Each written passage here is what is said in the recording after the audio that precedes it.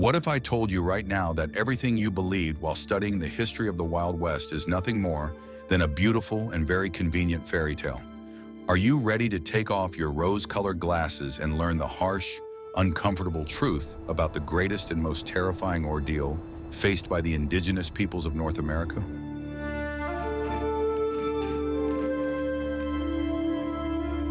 Official history is full of countless terrifying examples of how once powerful settlements, numbering in the thousands, vanished without a trace from the face of the earth under the onslaught of insurmountable natural forces and invisible threats.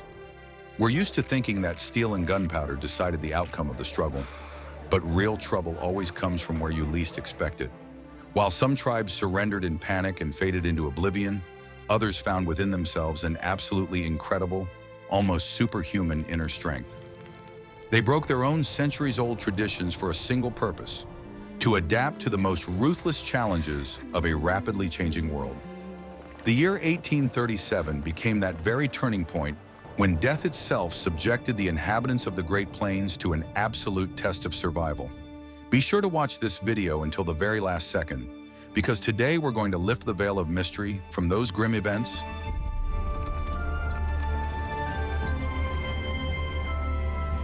You'll learn how the great Lakota people managed to survive this catastrophic test of endurance when everyone else simply gave up.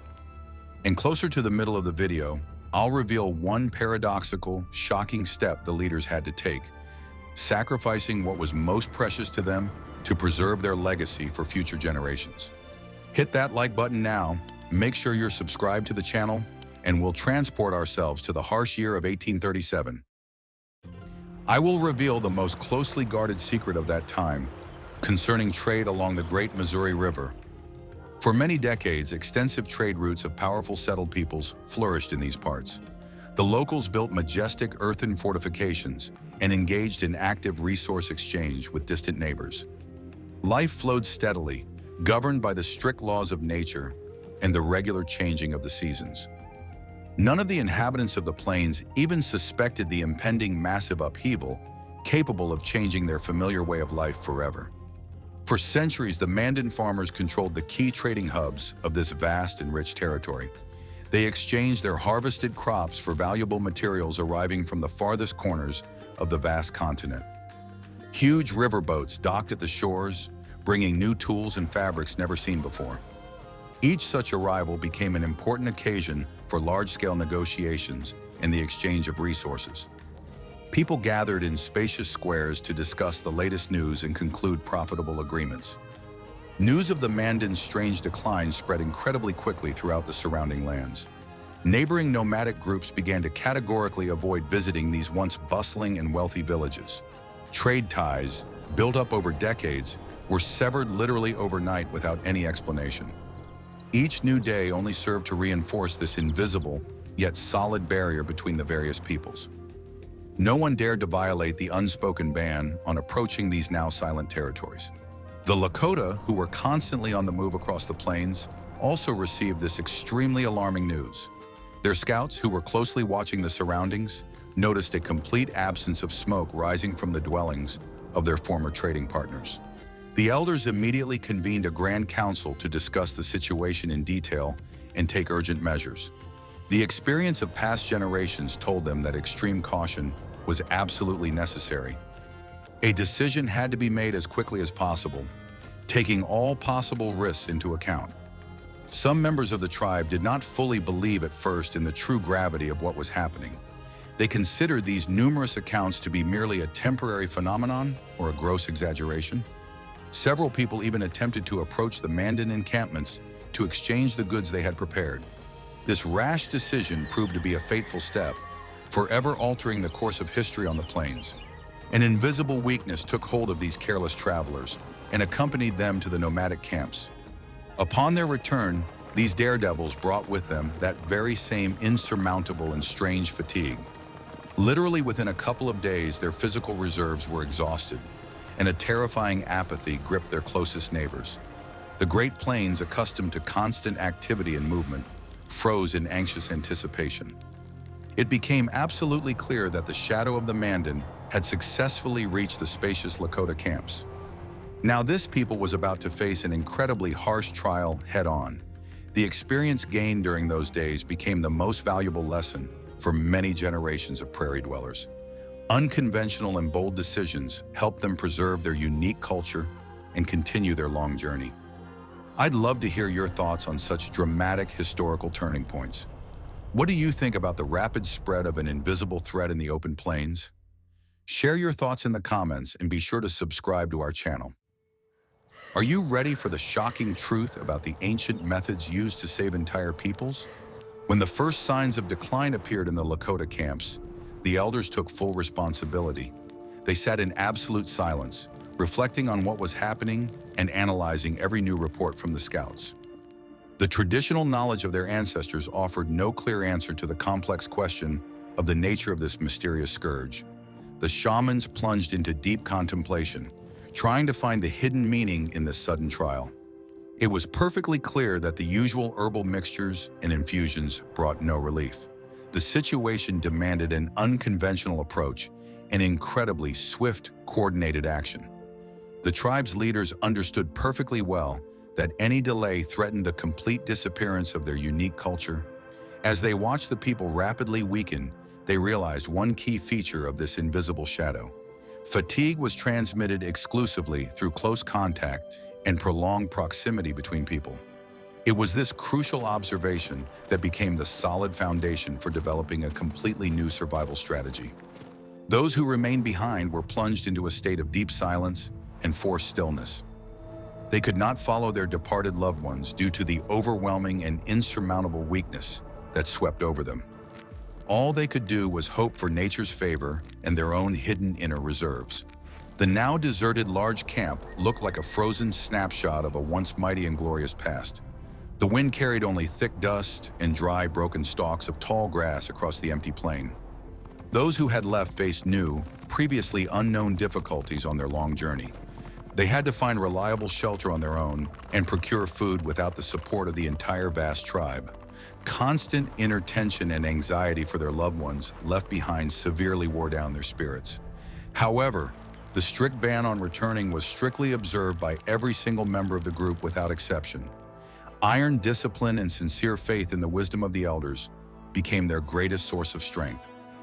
This unprecedented measure of self-isolation proved to be a truly brilliant tactical move on the scale of the plains. Thanks to this separation, the transmission of the disease among healthy people virtually ceased. Each group was able to maintain its integrity and wait out the end of this incredibly difficult period. The experience of the Mandan, who remained in their cramped dwellings, proved the absolute futility of any other path. The Lakota, however, chose the path of constant movement, open space, and life-saving distance. How difficult do you think it was for the elders to make such a harsh and uncompromising decision? This choice required incredible courage and a colossal sense of responsibility for the fate of the entire people. In the next chapter, you will learn exactly how the shamans tried to explain what was happening from a spiritual perspective. We will examine the most unusual and secret rituals that were performed away from prying eyes. This will help you gain a deeper understanding of the worldview of the people of that distant and difficult time. What was found in the old archives boggles the imagination of modern researchers of the culture of the Plains peoples. Faced with an unprecedented threat, the tribe's shamans turned to the most ancient and complex practices. They were firmly and sincerely convinced that the cause of this total weakness lay in a serious disruption of the world's harmony. They were firmly convinced that the evil spirits of the cold winds had brought this calamity from foreign, unknown lands. To expel these powerful entities, special, long-forgotten purification rituals were required.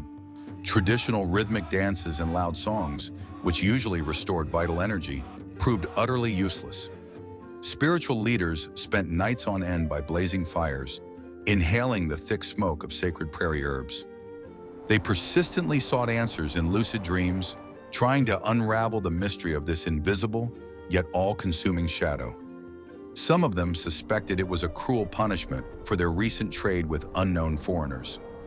Others blamed the sudden shift in the usual atmospheric currents for what had happened. In search of an effective cure, the shamans began to create entirely new protective objects and amulets. They used the bark of extremely rare trees and colored minerals found in deep rocky ravines. These items were carefully distributed among the people remaining in the camp as a powerful symbol of hope and protection. However, even the strongest and most carefully crafted talismans could not halt the rapid decline in strength. Faith in the boundless power of the ancient spirits was put to its most serious and severe test. One of the most unusual methods was the use of dense and acrid smokescreens. Around the dwellings of the weakened people, special large bonfires were lit with a generous addition of pine resin. It was believed that the thick, acrid smoke would create an insurmountable physical barrier against dark and destructive forces. People sat for hours in this artificial fog, sincerely hoping for a complete purification of the air. Unfortunately, this specific method brought only brief and insignificant relief from breathing difficulties. Despite all the obvious setbacks, their efforts had an extremely important and powerful psychological impact. The very fact that someone was constantly fighting for their well-being provided strong support to these weakened people. The shaman's voice, ringing out steadily in the silence of the night, offered a tiny spark of hope for a favorable outcome. People clearly felt that they were not left to the mercy of fate at the most difficult moment. This invisible moral support helped them endure incredible hardships with much greater inner dignity. At the same time, the most observant shamans began to notice certain recurring patterns. They saw that physical weakness always went through specific and predictable stages of development and decline. By recording their long-term observations using symbolic signs, they formed entirely new knowledge. This accumulated empirical experience became a truly priceless gift for all future generations of the Lakota. The tragedy, slowly but surely, turned into a harsh school of survival and deep understanding of the world. Their numerous mistakes and sincere missteps became an integral part of this people's great history. They clearly demonstrated that even the wisest people can be powerless in the face of the unknown, but their tenacious quest to find the right solution commands the deepest respect and sincere awe. Their unique experience proved the colossal importance of rapid adaptation and the search for entirely new paths. Ancient knowledge had to constantly evolve alongside the rapidly changing world around them. Today, we can only admire their incredible perseverance in an unequal struggle against the unknown. This complex chapter of history irrefutably proves that the strength of the human spirit is no less important than physical endurance. Please support our in-depth exploration of historical truth and be sure to like this video. Your engagement helps us uncover new and fascinating facts about the distant past. Together, we can unravel many more of the Great Plains' astonishing mysteries. An experiment that didn't go according to plan turned into a real disaster for many neighboring camps. Despite the strictest order from the wise elders to isolate themselves, not everyone obeyed this difficult decision. Overcome by an overwhelming fear of the unknown, some families decided to seek refuge with distant relatives. In a mad rush, they left their camps without waiting for the official and organized division of the tribe. These people naively hoped that moving quickly would help them outrun the invisible threat forever. The fugitives moved incredibly fast, covering vast distances by day and deep into the night. They swiftly crossed full-flowing rivers and high hills, striving to reach safe territories as soon as possible. In their hearts lived a steadfast hope that in these new lands they would finally find the long-awaited peace. However, along with their belongings, they carried that very invisible weakness from which they were fleeing so desperately. The shadow relentlessly followed close on their heels, never falling a single step behind. Upon reaching the neighboring large encampments, the fugitives joyfully rushed to greet their numerous fellow tribesmen. They excitedly recounted terrifying stories of the abandoned large camps and a strange, all-consuming helplessness. The unsuspecting hosts welcomed the travelers warmly, setting up comfortable resting places for them. None of those who greeted them even suspected that, along with the news, they had voluntarily welcomed an invisible enemy. The silent threat began its destructive path unhindered across new, hitherto completely untouched lands. Those who happened to be on the road when these restrictions were imposed were forced to survive entirely on their own. They set up their small camps far from familiar routes and known sources of fresh water. They hunted for food with the utmost caution so as not to attract any unnecessary attention. People quickly learned to exist in conditions of absolute isolation from the vast outside world. This became an incredibly harsh test of their survival skills and ability to adapt to the wild. Gradually, thanks solely to these strictest measures, the wave of invisible spread began to slowly subside. The complete absence of new social contact finally deprived the shadow of any chance to advance further across the plains.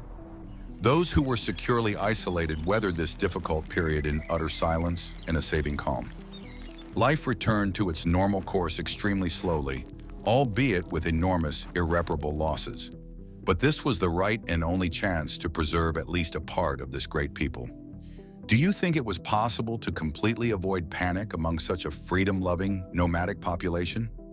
This complex question still sparks much scholarly debate among researchers of the great past. In the next chapter, you will learn exactly how ordinary people coped with the harshest hardships of daily life. We will describe in detail the everyday ingenuity that allowed them to weather this prolonged storm. This will be the most detailed immersion into the life of a completely isolated nomadic camp. The daily life of completely isolated groups was an incredible test of physical and mental endurance. Finding themselves far from major settlements, families had to provide for themselves entirely on their own. They set up their temporary camps in deep, hidden valleys, securely sheltered from the biting winds. Every early morning began with a thorough inspection of the immediate surroundings for any fresh tracks. Utmost caution became the primary and unbreakable rule of their long and difficult existence. The main daily task was to provide the small camp with a sufficient supply of nutritious food and clean water. The hunters would set out on their hunts at the crack of dawn, taking care not to make any unnecessary noise. They used only silent, powerful bows instead of loud, attention-grabbing firearms. Every successful foraging expedition became a true celebration for the entire isolated family. The prairie generously shared its riches with those who showed it due respect and patience.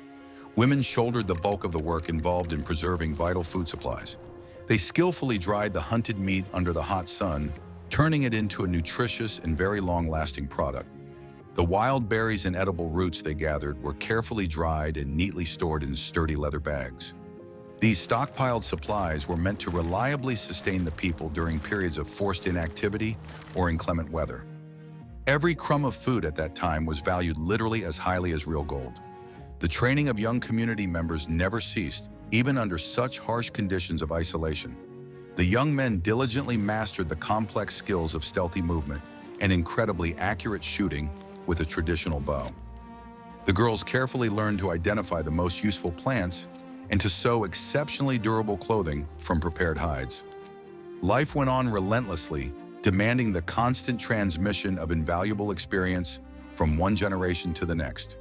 This continuous process reliably ensured the preservation of all Lakota cultural traditions under any circumstances. Sometimes isolated groups would accidentally come across secret signals left by other families like their own. These might be stones arranged in a special, inconspicuous way, or slightly broken branches of distinctive trees. Such hidden messages indicated the presence of a clean water source or a completely safe route for further travel. Reading these barely visible traces became a true art form of invisible communication on the plains.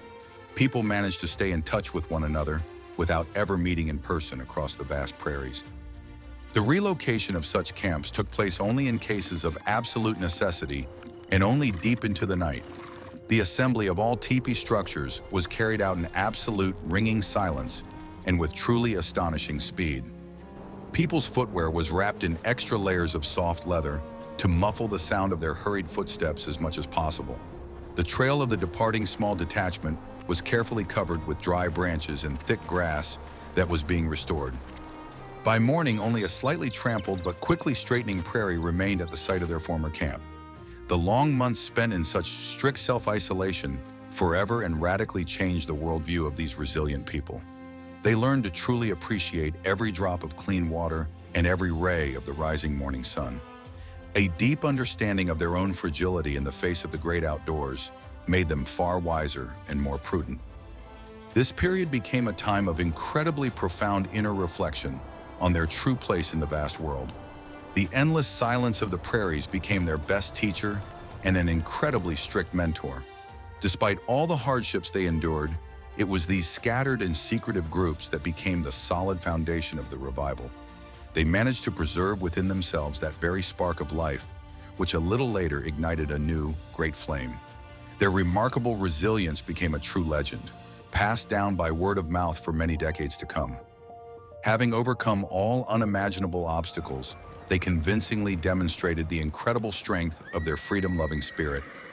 It was an absolute triumph of the human will over the most insurmountable and harsh circumstances of that time. The hidden truth that everyone keeps silent about lies in the true scale of what happened after the bans were lifted. When the long period of strict isolation finally came to an end, scattered groups began to gradually gather together. Extremely cautiously, in small detachments, they returned to the sites of their former large and bustling encampments. What they saw at the sites of the abandoned camps remained forever etched in their memories as an incredibly painful memory. A vast portion of their great people had vanished without a trace and forever into the invisible storm of the past. According to the rough estimates of the surviving elders, the tribe had lost exactly 1/3 of its people during that period. It was a truly colossal loss that forever altered the balance of power across the vast Great Plains. Empty and abandoned teepees stood as silent monuments to those who had not survived those difficult times. Deep sorrow instantly overwhelmed all who had returned, but they had absolutely no time for prolonged grief. Life urgently demanded the immediate restoration of their shattered way of life and the continuation of their nomadic journey. Rebuilding demanded the maximum and unceasing exertion of all the physical and moral strength of the surviving tribe. The hunters worked tirelessly to provide the extended families with sufficient supplies. The craftswomen diligently sewed brand new yurts, permanently replacing those that had been left behind or destroyed earlier. Every daily action was filled with the determination to quickly restore former greatness and power. Unceasing labor became the best remedy for the sorrowful memories of lost time and people. The arrival of new generations in the years that followed was perceived by society as a true and great miracle. Every new person was a living symbol of the ultimate victory of creative life over the invisible threat. The youth grew up in an atmosphere of incredible, all-encompassing love and constant attention from the entire tribe. They were destined to become the strong and reliable foundation of a new, even stronger generation of Lakota on the plains. Their ringing voices restored hope forever to the hearts of those who had survived the great and terrifying silence. The strategy for relations with neighboring nomadic tribes and distant traders from afar also changed radically. The Lakota became much more cautious and suspicious when entering into any new social contacts. They began to post distant lookouts so they would always know in advance of the approach of any unknown strangers. Any exchange of goods now took place exclusively in strictly defined, remote neutral territories. The harsh experience of 1837 became the unshakable foundation of their new foreign policy. How quickly do you think social ties were restored after all these incredible trials? This is a complex question requiring a deep understanding of the psychology of people who have survived a massive catastrophe. In the next chapter, you will learn what fate befell the sedentary peoples who remained in their homes. Their tragic story stands in stark contrast to the path of the nomadic hunters of the vast Great Plains. We will explore in detail all the nuances of their extremely tragic and inevitable disappearance. The fate of the Mandan people during this same period unfolded quite differently and was extremely tragic. Unlike the mobile Lakota, they were firmly tied to their sturdy and heavy earthen dwellings. These massive, sturdy structures, which had served as reliable protection against enemies for centuries, became a veritable trap. The idea of leaving their warm homes forever and venturing out into the cold steppes seemed to them an utterly unthinkable folly. They sincerely believed that thick walls and vast food supplies would help them comfortably weather any calamity. Confined to an extremely cramped and enclosed space, people were in constant daily contact with one another. An invisible weakness spread rapidly and unchecked from one inhabitant of the dwelling to his nearest neighbor. In the massive earthen houses, there was no way to provide the necessary ventilation or isolation for the weakened. The hearth, which once generously warmed large families, now only rapidly burned precious and necessary oxygen. The situation was catastrophically exacerbated by the inability to provide proper care for those who had lost their last strength. Soon, entire vast Mandan settlements were plunged into a terrifying, utterly unnatural silence. people were completely unable to go outside, even to gather fresh snow or clean water. Huge food supplies remained untouched, as no one simply had the strength to prepare them. The mighty defenders of the villages and the wisest elders quietly faded away one by one in their beds. No desperate pleas or ancient collective rituals brought the long-awaited relief and salvation. The few who, in desperation, tried to flee the villages most often froze to death in the endless winter prairie. They had absolutely no specific skills for nomadic life and quickly fell victim to the harsh elements. Deprived of their familiar warm shelter, they could not withstand the biting winds and severe frost for long. Their journey most often ended just a few kilometers from their native settlements, which they had left behind forever. The nature of the Great Plains showed no mercy to those who failed to understand its extremely strict laws. Of the several thousand people who made up the once thriving Mandan, only about 100 remained alive. This handful of miraculous survivors was forced to leave the rich lands of their ancestors forever and irrevocably. They were compelled to join neighboring tribes, losing their social and political independence forever. The Mandan's unique culture, complex language, and distinctive architecture have almost completely faded into history. Their terrible tragedy became the darkest and cruelest lesson for every single inhabitant of the Great Plains. A deep attachment to a single specific place played the cruelest and most fatal trick on these people. What had served as their most reliable protection for centuries turned out to be their greatest weakness at the critical moment. The lack of necessary flexibility and social mobility prevented them from avoiding a direct clash with the invisible shadow. They faced this incredible storm head-on and simply could not withstand its crushing onslaught. Their story is a constant reminder of how incredibly important it is to be able to adapt quickly to any changes. The Lakota, having learned in full detail about the terrible fate of their neighbors, were once again convinced of the correctness of their choice. Their free nomadic lifestyle, high mobility, and readiness for rapid movement saved their lives. They finally understood that true strength lies far from the thickness of wooden or sturdy earthen walls. Real and reliable safety lies in the ability to quickly and silently vanish into the boundless expanses of the prairie. This fundamental principle became permanently and firmly entrenched in their military and everyday social philosophy. The fundamental difference in the mentality of these two great peoples completely determined their future historical fate. The mighty farmers vanished forever, yielding their place to elusive hunters and mobile nomads. This massive transformation completely and permanently altered the balance of power across the vast expanse of the continent. The great Missouri River continued its unceasing flow, but now entirely without its principal masters. The memory of the great Mandan people survived only in the quiet tales of those who managed to survive that terrible year. The boundless expanses of the Great Plains have always been not merely a backdrop for historical events, but an active participant in them. For the Lakota people, this vast and harsh territory has always been not only a home, but also their most reliable shield. The ability to read the complex landscape and utilize its features became the key to their phenomenal survival.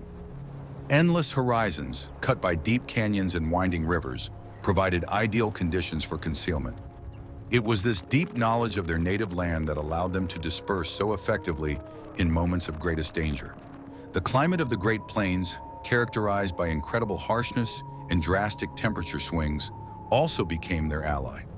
Those who were not adapted to these brutal conditions from birth quickly lost their strength. Frosty winters and the scorching summer sun became insurmountable obstacles for outsiders and the faint of spirit. The Lakota, however, hardened by this unforgiving nature, viewed such conditions as the absolute and familiar norm. They knew how to find balance even during the most extreme weather periods, using the right clothing and shelters. The ability to navigate quickly and accurately across the monotonous terrain allowed groups to keep track of one another. They used barely noticeable natural landmarks, isolated trees, clusters of rocks, or the bends of dry riverbeds. This mental map, passed down from generation to generation, worked far more accurately than any paper map. Thanks to it, even after a long period of complete isolation, people could easily find their way to the gathering place. The geography of the plains was literally embedded in their consciousness, guiding their every step in the right direction. The size of the territory under their control allowed them to maneuver on a scale unheard of among sedentary peoples. If one area seemed dangerous or devoid of resources, they would simply pack up camp and move hundreds of miles away. This incredible spatial freedom deprived any invisible threat of the ability to pin them down in one place. The more space available, the lower the probability of accidental and fatal encounters. The vastness of the prairies became the saving buffer that absorbed the destructive energy of the looming catastrophe. They perceived the landscape not as an insurmountable obstacle, but as a set of universal tools for living. Every hidden valley was a potential safe haven, every hill an excellent vantage point. They knew how to blend into this harsh wilderness, becoming virtually invisible to any outside observer. This unparalleled harmony with the surrounding world was beyond the reach of peoples accustomed to artificially reshaping the landscape to suit themselves. The Lakota did not build barriers against nature. They allowed nature to become their primary and most enduring barrier. The experience of isolation in 1837 further deepened their connection to their native land. People began to pay attention to those remote corners of the prairies that had previously been considered unsuitable for campsites. They discovered new clean water sources and hidden pastures in the most unexpected places. In this way, not only did their practical knowledge of the territory expand, but so did the range of their habitat. The tragedy forced them to explore every inch of their land with incredible meticulousness and the utmost attention. The geography of the prairies proved to be an absolutely effective, impenetrable defense system. While sedentary peoples perished within their earthen fortresses, the nomads vanished into the boundless expanse. This served as clear proof that the best defense is not sturdy walls, but open space. They learned to use the void as their primary and most reliable tactical advantage. This unique philosophy of space forever cemented their status as the true and invincible masters of the Great Plains. Understanding this deep connection between the people and the landscape allows us to view their complex history in a different light. Their survival was not merely a fortunate coincidence, but the result of perfect adaptation to their environment. The land of the Great Plains saved its inhabitants by providing them with everything necessary to overcome the most severe trials. They, in turn, repaid it with the deepest respect and a careful stewardship of its resources. This unique symbiosis between humanity and nature became the foundation of their continued prosperity for many decades to come. Lakota architecture was as unique and functional as their unconventional approach to survival in times of crisis. Unlike the massive longhouses of the northeastern peoples or the earthen fortresses of the Mandan, their dwellings were designed for movement. The teepee's design was a true masterpiece of nomadic engineering, refined by countless previous generations. It was incredibly light, sturdy, and capable of withstanding the most extreme weather conditions of the open plains. The main advantage of this dwelling was the ability to assemble and disassemble it in the shortest, most incredible time. The structure was based on long, flexible wooden poles, which were carefully selected and prepared by skilled craftsmen. They were arranged in a conical shape, providing incredible aerodynamic stability even in the strongest winds. The teepee's covering was made from numerous carefully sewn hides, which possessed excellent insulating properties. In summer, they provided excellent protection from the scorching heat, and in winter, they reliably retained the precious heat from the indoor hearth.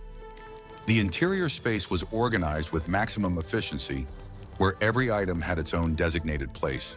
Unlike sedentary peoples, the Lakota did not expend enormous effort on building thick defensive walls. They understood that any stationary barrier could sooner or later be destroyed or bypassed by the enemy. Their defense lay in their very ability to vanish instantly, leaving no monumental traces behind. The teepee left only a small circle of flattened grass on the ground, which disappeared after the first heavy rain. This architecture of complete dissolution into nature became their main asset in the struggle against the global threat. The interior layout of the teepee also contributed to better sanitary conditions compared to earthen houses. The open-top design provided excellent ventilation, preventing smoke and stale air from stagnating. The skin walls could be easily lifted in hot weather, creating a pleasant and refreshing breeze. In the Mandan earthen dwellings, however, the air quickly became stifling, leading to a rapid decline in the strength of all inhabitants.